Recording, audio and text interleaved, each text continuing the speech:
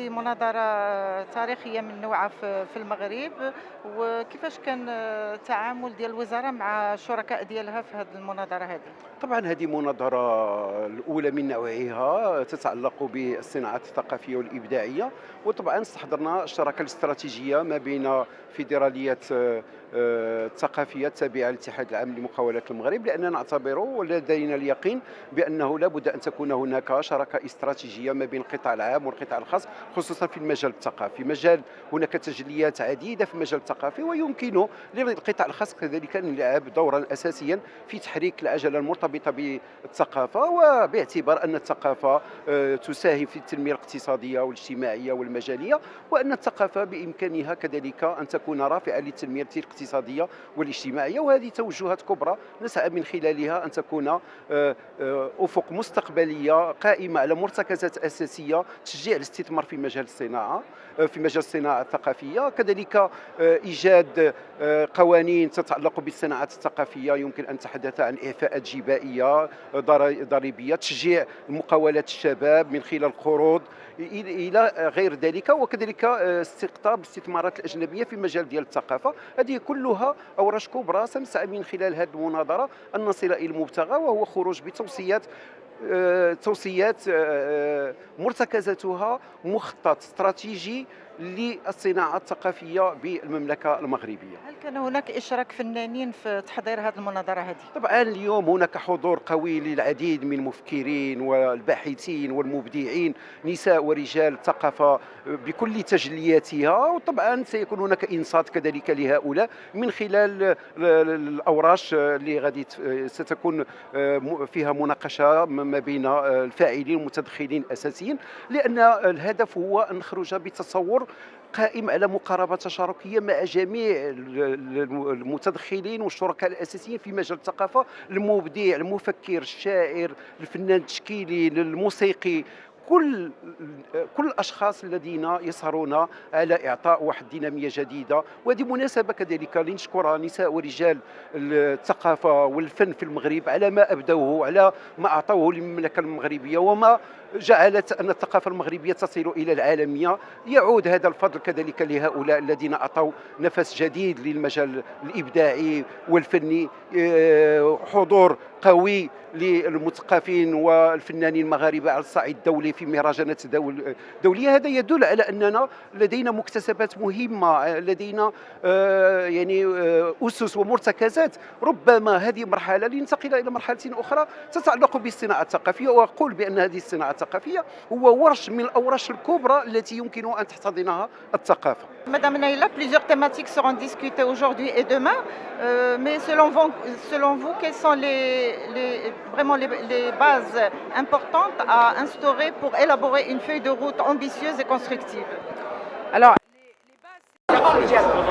Il faut qu'aujourd'hui, les partenaires publics, le secteur privé et les professionnels qui œuvrent à la construction d'une industrie culturelle et créative soient en mesure de dialoguer, de communiquer et de mieux se comprendre. Parce qu'il y a des efforts qui sont faits de la part des pouvoirs publics, il y a des attentes de la part du secteur privé, et il y a d'immenses attentes de la part du monde culturel et artistique.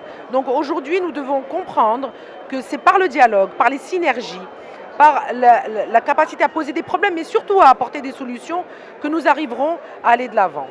Les industries culturelles et créatives sont un secteur économique à part entière. Ça a été démontré ailleurs dans le monde. C'est un levier de développement pour l'humain, pour l'épanouissement des jeunes, pour la création d'emplois, pour le développement des territoires, pour le marketing territorial, pour la création de métiers, de services autour de l'art et de la création. Donc à partir du moment où on change de perspective, où on se décide ensemble à donner une impulsion nouvelle à ce secteur, nous arriverons à aller de l'avant. Nous sommes dans une époque où nous cherchons à créer de l'emploi, nous cherchons à faire plus de croissance, et il faut prendre en compte le fait que les industries culturelles et créatives sont un véritable secteur émergent. Ça a été démontré ailleurs dans le monde. Nous avons vu des villes se rayonner mondialement, Avignon, Montreux, Essaouira, bien sûr, chez nous, donc il y en a une illustration parfaite. Donc à partir du moment où on prend en considération ces réalités-là, on doit s'armer de courage, de volonté pour s'inscrire dans une vision nouvelle, dans une dynamique nouvelle. C'est aussi une volonté de Sa Majesté qui nous appelle à œuvrer tous ensemble, autant que nous sommes, à construire un nouveau modèle de développement, et la culture devra prendre sa place dans ce nouveau modèle. Voilà, nous en sommes convaincus, ce sera une force pour nous sur le plan humain, sur le plan social, sur le plan économique, et puis évidemment sur le plan de notre... Justement, dans les différents panels, on ne voit pas vraiment une grande représentativité d'artistes pour exprimer ce dont ils ont besoin, alors qu'ils sont les premiers concernés. Alors nous nous attendions évidemment à cette remarque-là, sachant que le but de cette première édition, je dis bien que c'est une première édition, c'est surtout de réunir l'ensemble des acteurs dont j'ai parlé. Alors il y a un équilibre dans les panels. À chaque fois dans les panels, il y a un acteur du terrain, soit un directeur de théâtre, soit un acteur culturel qui est amené à débattre avec un responsable public, avec un expert. Donc voilà, nous avons voulu créer cette diversité, et puis je voudrais saisir cette occasion pour dire que nous avons aussi donné la parole à un représentant des médias, parce que le rôle des médias est fondamental. Nous ne saurons rien si nos médias ne nous relayent pas, si les médias ne valorisent pas notre travail. Donc tout un chacun a une responsabilité dans ce que nous serons amenés à construire pour faire évoluer ce modèle. Dernière question, madame, est-ce qu'il y a eu des discussions, un dialogue préliminaire avec les représentants des différentes disciplines artistiques? Bien sûr, nous sommes une fédération. Nous sommes une fédération qui comporte 7 filières. Il y a la filière musique, il y a la filière cinéma, il y a la filière audiovisuelle, il y a la filière musique, art vivant, littérature bien sûr, et puis aussi les espaces pluridisciplinaires. Parce que nous avons aujourd'hui au Maroc beaucoup de salles de spectacle, beaucoup de lieux de culture qui malheureusement ne sont pas exploités à leur juste mesure. Et nous gagnerions beaucoup, les citoyens gagneraient beaucoup si nous arrivions à trouver une nouvelle méthode de travail, et peut-être un partenariat public-privé. Voilà, c'est un modèle en construction. Nous devons arriver à un résultat, d'où la présence d'une experte en conseil juridique sur la question du PPP. أستاذ نعمان، اليوم غنحضروا المناظرة الأولى ديال الصناعة الثقافية والإبداعية. شنو رأيكم في هذه الصناعة؟ واش حنا بالنسبة لنا في المغرب واش حنايا ما نقولوش أننا تأخرنا على بحال هذه المبادرة هذه؟ كثيرا تأخرنا، لأنه عاد فهمنا بأن الثقافة هي صناعة، ليس هناك ثقافة بدون صناعة. ولما تقول صناعة فأنت تقول مشاركة القطاع الخاص، المقاولات الحرة، أرباب المقاولات إذا لم يساعدوا في الصناعة الثقافية لن يكون هناك إقلاع ثقافي في المغرب أبدا بالطريقة التي نودها. طريقة أخرى، حاجة أخرى، هو أنه إذا لم نركز على الهوية المغربية بخصوصيتها لن يكون أيضا هناك أي إقلاع ثقافي وحتى اقتصادي في المغرب.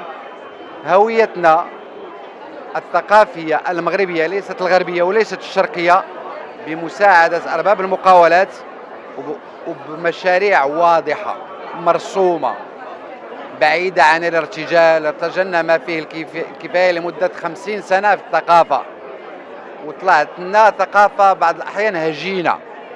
فأتمنى أن لا تبقى هذه المناظرة حبرا على ورق. هذه كل المتمنيات.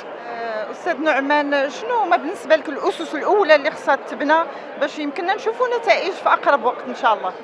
مشاريع، نشتغل على مشاريع وفق هوية، وفق دراسات معينة، وفق احتياجات. نحن في المغرب نحتاج إلى 1 2 3 4. يجب أن يشتغل الجسم الثقافي بمشاركة أرباب مقاولات وبمشاركة القطاع الخاص على مشاريع مضبوطة ما فيهاش الارتجال. نقول بسلامة الارتجال. أعتقد سننجح.